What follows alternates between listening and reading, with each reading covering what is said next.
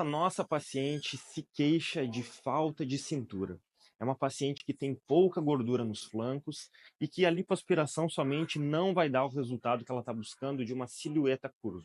Então, nós realizaremos um remodelamento costal, cirurgia em que a gente faz uma fratura controlada das costelas, a gente não faz a remoção da costela, muito semelhante ao que se faz na rinoplastia, com um aparelho ultrassônico chamado de piezo, em que a gente faz apenas a fratura do osso, sem lesão aos músculos e ligamentos ao redor, por isso uma cirurgia com pouca dor, que a gente remodela as costelas, colocando então as costelas para dentro e dando o formato curvo para a cintura apenas das costelas flutuantes, aquelas que não têm relação com a respiração. É uma técnica segura, já bastante conhecida, e que nós vamos fazer nessa paciente, então, para dar a cintura que ela está buscando e sonhando,